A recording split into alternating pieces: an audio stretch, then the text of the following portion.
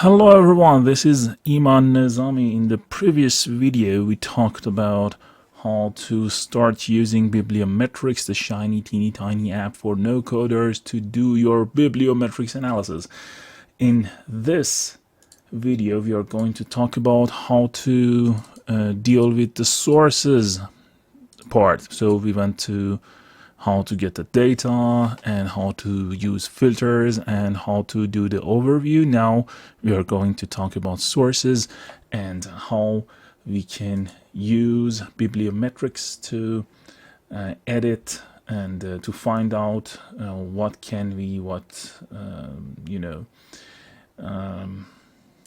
analysis can we do about our sources. First things first, we are going to talk about what what a source is. A source is a journal, a book, or a conference proceeding or series that is published and is a part of our documents or bibliographic collection, the collection we made.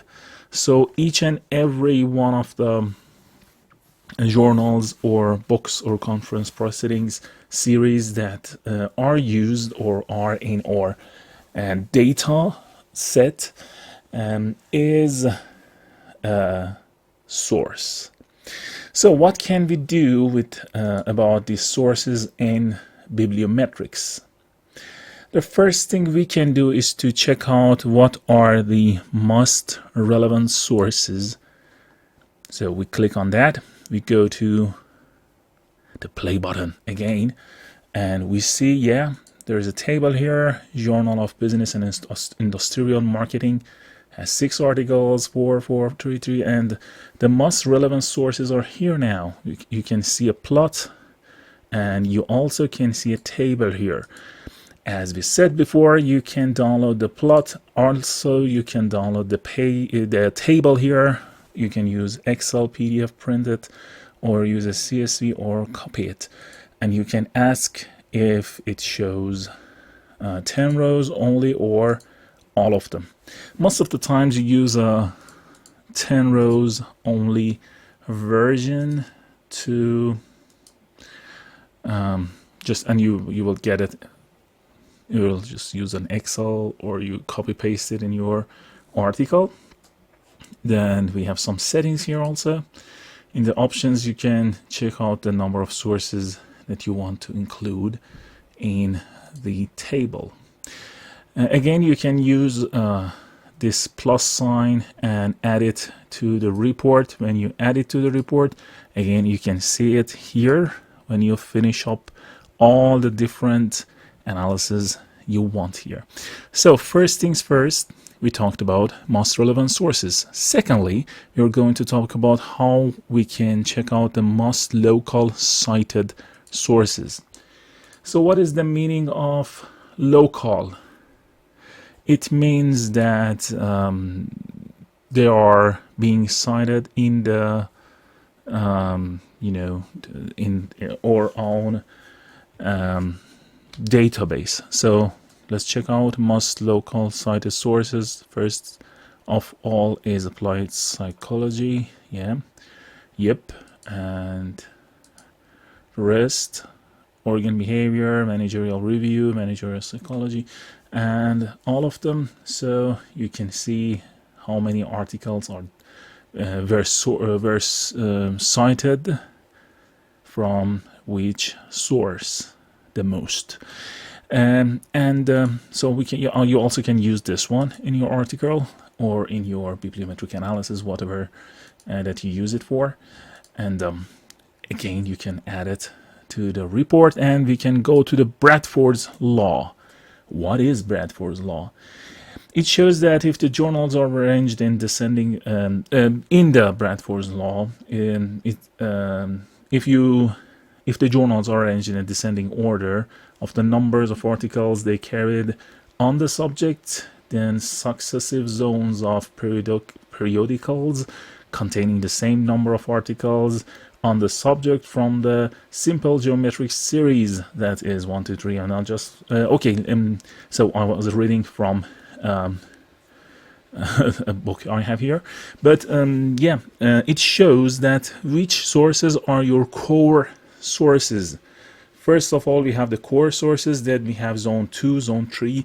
It means the ones that are the most relevant to your area of research. So when you use this, you know, the Bradford's law plot here, it shows that most of the times there are about a third of the documents of the collection are here.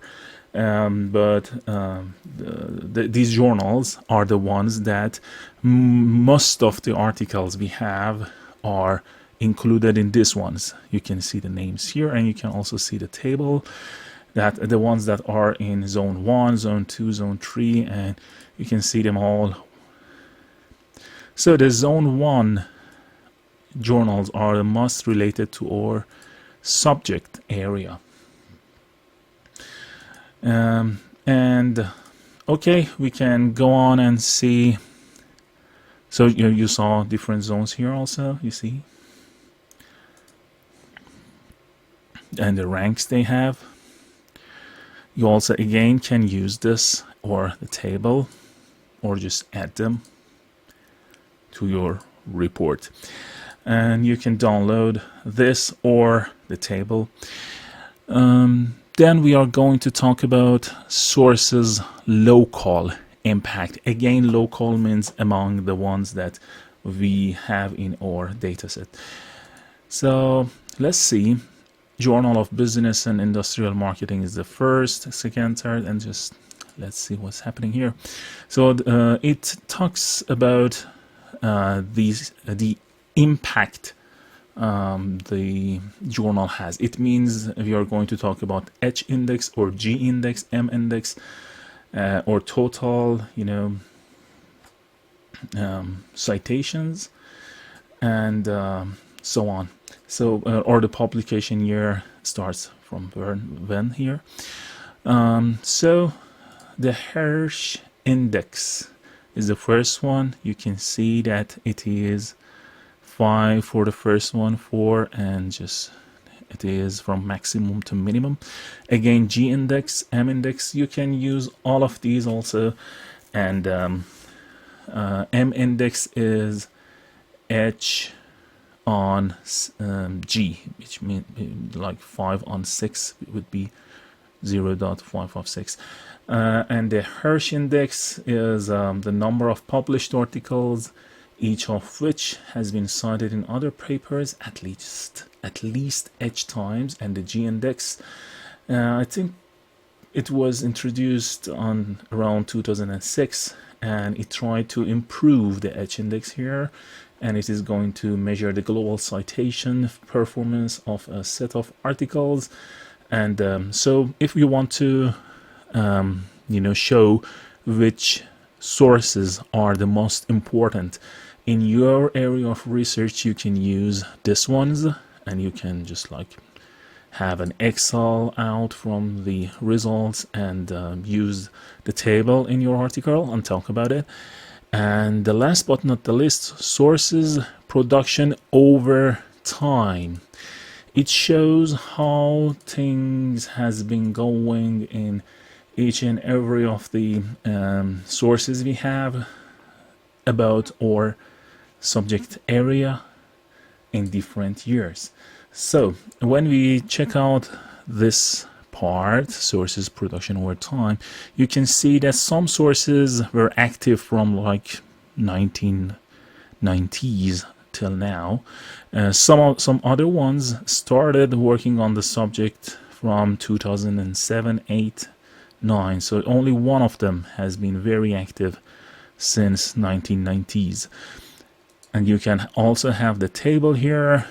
If you want to just make, you know, other arrangements here, you can do that. But it is very interesting to know which sources were active through the time about our subject area and published papers about that, or which ones are new to the subject. The ones that are very, very popular also are the ones that you know, you can see that they started from 2014. You can see the names here, they're very small. Journal of Business and Industrial Marketing. They started publishing papers on our subject around 2014, but they published more than any others in around 2023. So we talked about sources in this video and how to use each one of these parts to evaluate our sources and introduce them. Thank you. In the next part, we are going to talk more about bibliometrics and what we can do using it. Thank you. Please, if you like the video, leave a like here and subscribe for more videos like this. Also, please let me know what is needed and what can I present and what can I talk about to be more helpful. Thank you all.